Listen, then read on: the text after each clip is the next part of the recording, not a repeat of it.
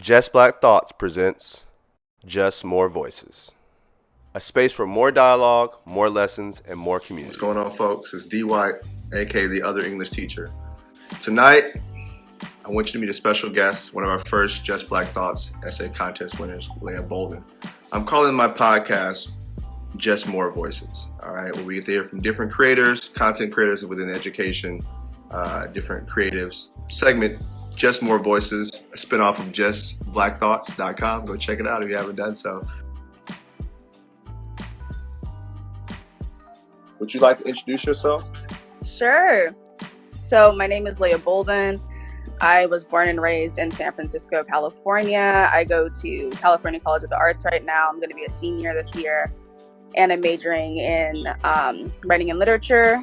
I'm a narrative designer, and I focus on fiction and fantasy and telling stories that center BIPOC, queer voices in fantasy. Yeah. Yeah. Early on, how did you express yourself creatively back in the day? So, I've always been into drawing, writing, dancing, pretty much anything creative. And about in fifth or sixth grade, I was doing writing assignments for an English teacher, and they were like, "You're pretty good," and I was like, "Not really." And they're like, "No, you're pretty good at this." And I was like, "I don't know," and they were like, "No, seriously, like compare it like to your peers," and that kind of gassed me up. And I was like, "Really? To my peer?" And they're like, "Yeah, no, like you should continue on with this. Like you're really not bad." And I was being bullied at the time, and they were like really a safe haven for me. So I stuck with it. I started reading more seriously, and it took off from there. Speaking of books, what were some of the books that inspired you or that kind of stuck with you in terms of the way they were written, the storyline, the characters? I can't even lie. Dork Diaries started me off.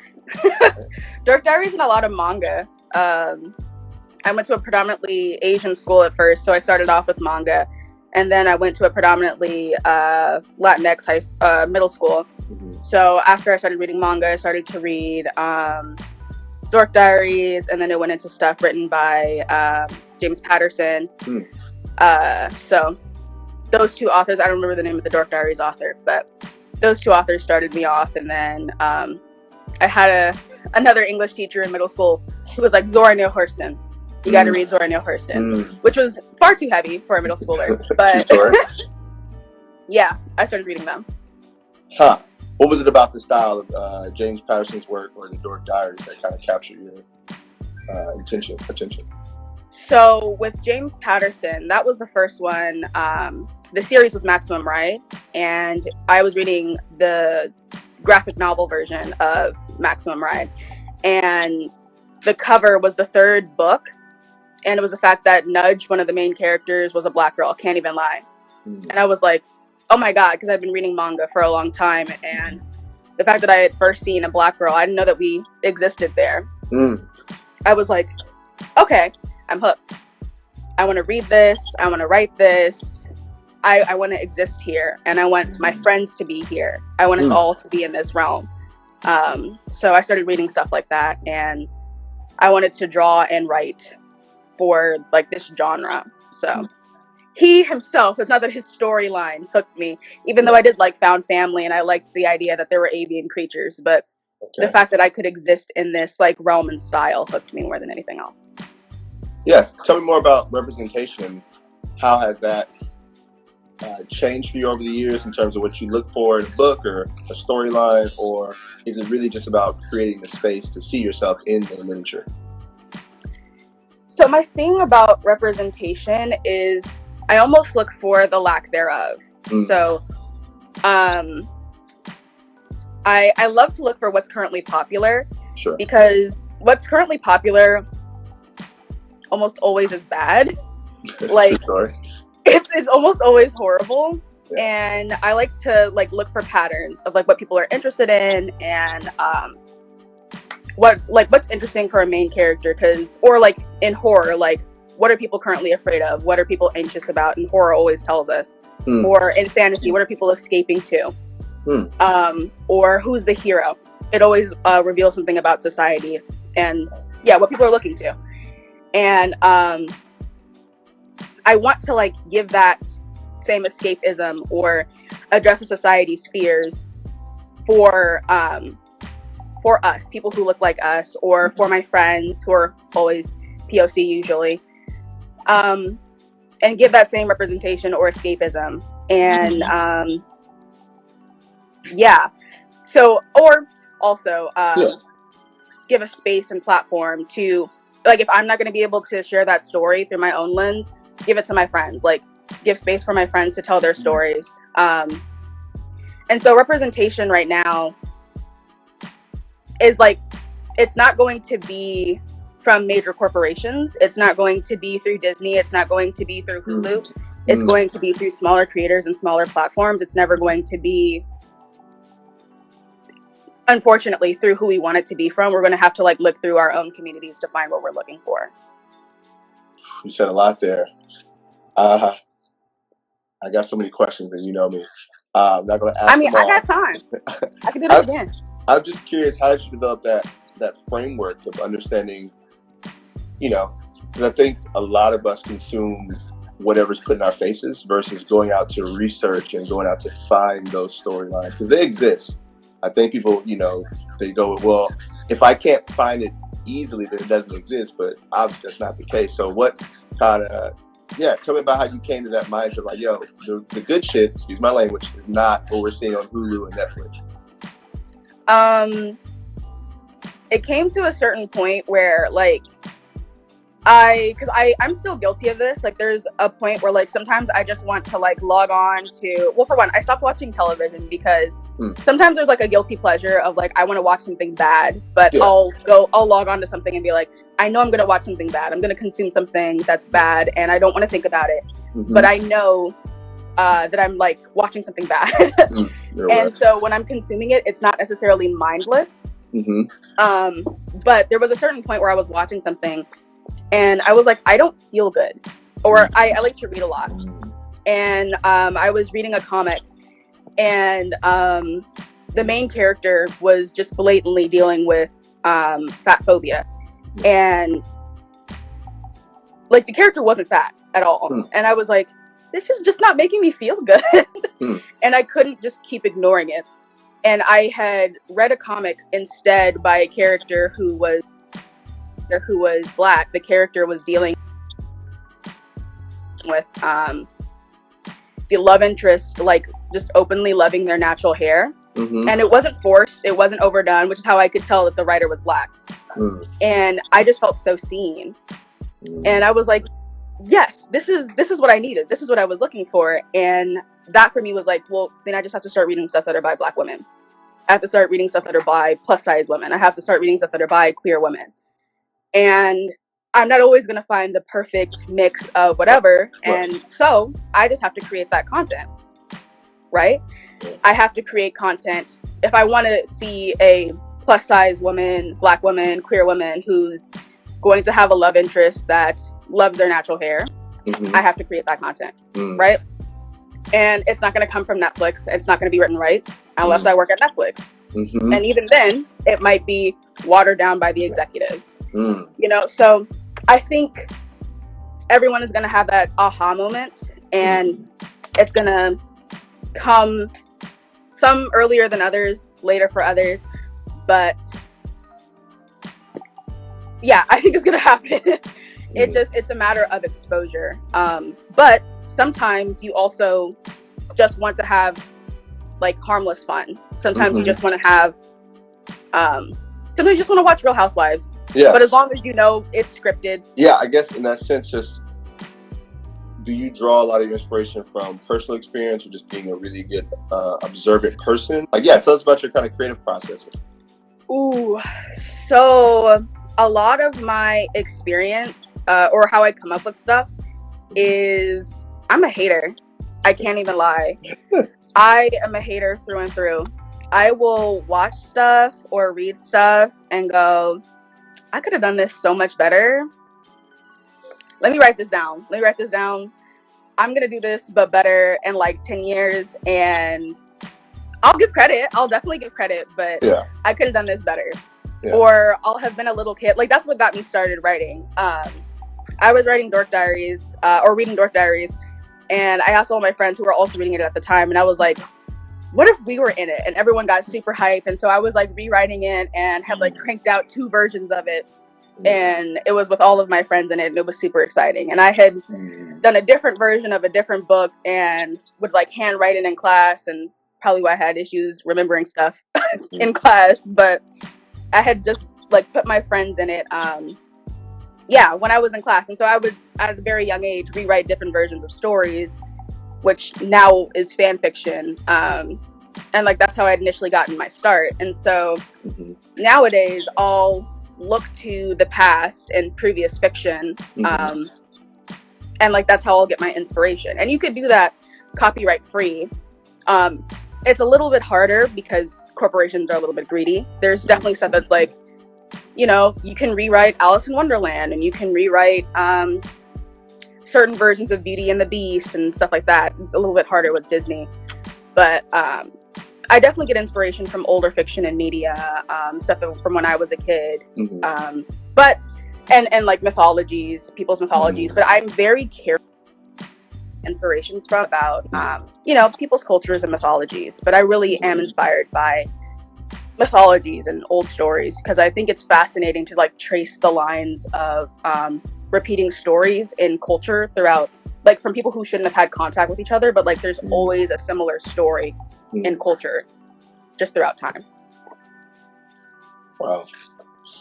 Woo! There's a lot. So folks, if you're out there, this is Layia Bolden, one of our first JVT contest winners, and we're just talking about her creative process and kind of you know, what she gets jazzed about. How have you grown as a person as you read and created more stories and just worked on your craft? So this is one of my favorite questions because I feel like this I can track the most easily. So when I first started writing, it was a very closed practice. Like though I like to share with people, like one man band, I would write by myself, I would research by myself, I would edit by myself. It was all me. And now, though it's much slower and I don't share my work nearly as often, I ask my teachers for help all the time. I ask my peers for help. I ask my friends for their opinions. I ask artists to, not for free, but I like commission artists for work to draw my characters. And there's just a lot of collaboration. There's a lot of push and pull, and there's heavy research, and there's a lot of outlining, and it's just so much more collaborative. And while sometimes that's frustrating because when you have a lot of cooks in the kitchen, it slows down the process. But like, it's so much more rich too. Like there's a beauty when you have a linguist and a historian and an artist all collaborating to make a fiction or a fantasy piece come together. It's so much more authentic and realistic than when you yourself try to complete a work. I think it shows. And I just feel like that makes my work so much better than when I try to like go back and read some of my other works and I tried to put it all together, and it definitely doesn't make as much sense versus when I have just even some of my peers go through and edit some of my work. I think that makes a huge difference now that I try to collaborate and not do everything by myself. It does, like I said, slow down the process now, and I don't think there's as much to show for it because a lot of my work is in development, but I wouldn't change that. I like being able to collaborate with people more. What would you say to people who are kind of hesitant to take the step to try to be more collaborative and to invite other people with other expertise to support the vision? Well, I think there's potentially 2 things. One is, I think a lot of writers inherently have a love of learning. And so if that person has a love of learning, know that your love of learning will be rewarded when you start working with other people more openly. When you start asking questions, when you meet with people who know their craft really well, that will be rewarded immediately. You'll ask a question and you'll get 3, 4, 5 different answers. 2, it'll take so much burden off of you when you start talking to people who are well informed. Like those 7 hours you'll spend researching something and then not have any energy to write, and you'll have to take 6 months off. It'll be a 5-minute conversation with someone who's well informed. It's scary, but it's so much easier, and you'll have people who want to support you. And if it's like an age thing and you're nervous, there are people who are slightly older than you who will be willing to do it, but there's also people who are younger than you and who are more than willing to support you. Knowledge can come from anywhere, and you'll be able to make really good friends with anybody. So transitioning, without giving too much juice, can you tell us about the inspiration behind, or the thought process behind the essay you turned in for the contest in regards to how you understand joy in this day and age? Sure. Honestly, I thought that the prompt was just really interesting, in that the prompt itself, I felt like I could tell, like, you wrote it. Like, the prompt, it felt, I felt like I was talking to you when I read the prompt. It was like, this is Mr. White, and let me just talk to him, like, from me to him, but in essay format.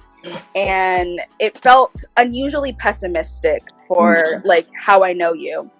And so I feel like we were almost switching roles, and that, like, I feel like I'm more cynical and pessimistic, and it was written in almost a cynical and pessimistic prompt, and I was like, let's switch real quick because I need to be more uplifting here. That's not what usually happens. And yeah, so that was the primary reason that I wanted to write the prompt, because I was like, this just isn't Mr. White, you know, for one of the reasons. And then another reason was that I do think that joy is found in a lot of unusual places, and that one of the things that I write is that, like, joy is easy to find, it's just hard to hold on to. Like, the feeling is really fleeting.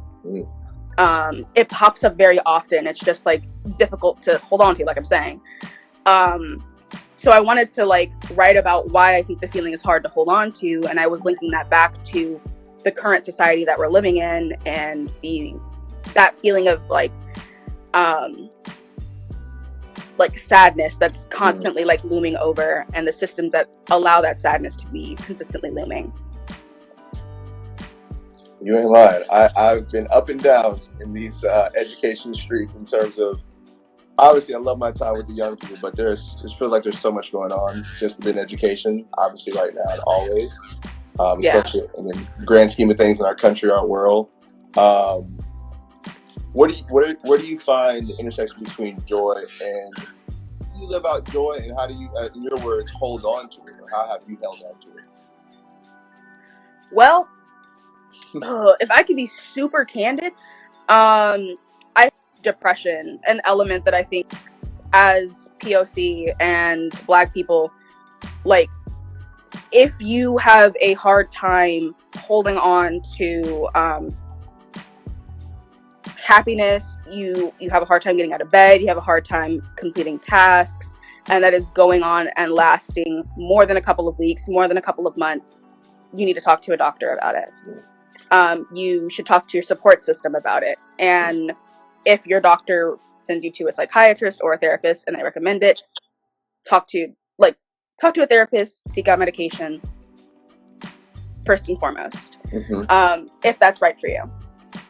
Secondly, I think looking for what, like, those little fleeting feelings of happiness, like, if that's like how I mentioned in my essay, if that is like, if it's hearing someone laugh, like, okay, so what makes you laugh? If it is cracking jokes, talking to people more so that you can crack jokes. If that's pottery, going to the store and getting a $7 thing of clay and sculpting little things, giving it away to strangers, putting it outside so that people can take it. You know, if it's writing, trying to write 30 minutes a day or 15 minutes a day, 5 minutes a day. If it's playing video games, play a 10-minute round of Mario Kart so that it doesn't get in the way of your studies. You know, like, it can be just anything to foster happiness. If it's going for a 5-minute walk, making sure that you go for your 5-minute walk, playing fetch with your dog once a day, like, literally anything to make you happy. If it's talking to your elderly neighbor, talk to your elderly neighbor.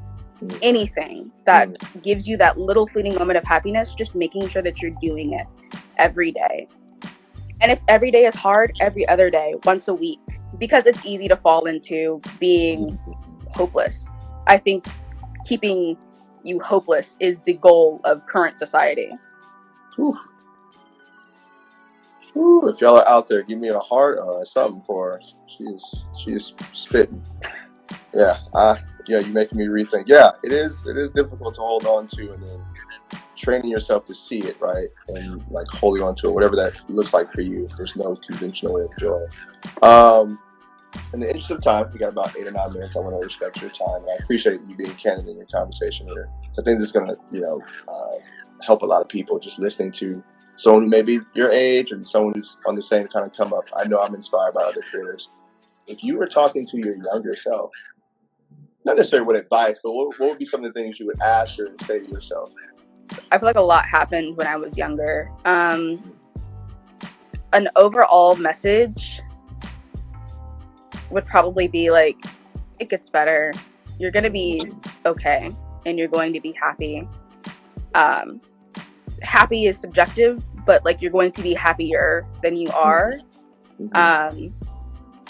And it's worth sticking past 12. It's worth holding on. Yeah, you're going to be okay. You have a lot of stuff looking forward to. It's worth holding on. Again, I'm a recent believer in affirmation. In the last 5 or 6 years, I think my affirmations changed, where I am in life and kind of how I'm evolving. But are there any? I'm not saying you live by it daily, but is there anything you tell yourself when whatever's happening in life, whether it's good, bad, happy, sad? Yes. So,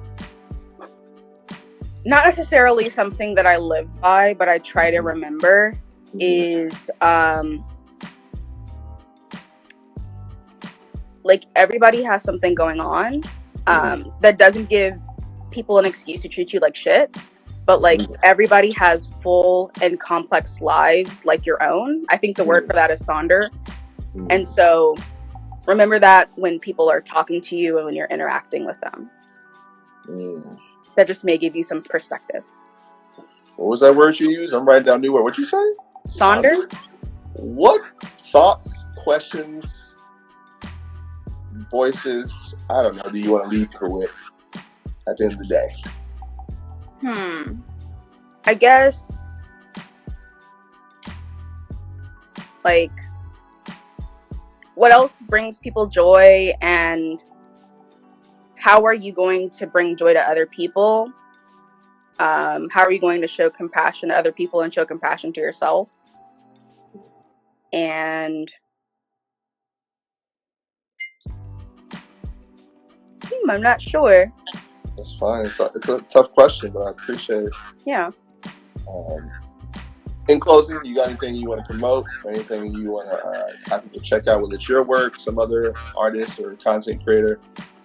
Senior project, I just put it in the chat, is it's not finished, it's in the works. It's The Tale of Akira. It's a hopefully 4-season animation project I'm working on that I'm writing. Action adventure. Like I said, it's in the works, but it's queer, it's BIPOC. Like I said, it's going to be a lot of fun by the time it's done. And by the end of my senior year, I would love to have like a proof of concept done, but I haven't even started my senior year yet, so I'm shooting for the stars. Props. All right, so if people want to check out that project or send you any information in regards to maybe assisting or supporting, they can go to this at Tale of Akira. Yeah. Cool. Well, I want to say thank you. In closing, if you don't mind, kind of reintroducing yourself to people who maybe caught the tail end. This is my special guest, Layia Bolden, which introduce you or close us out here, I guess.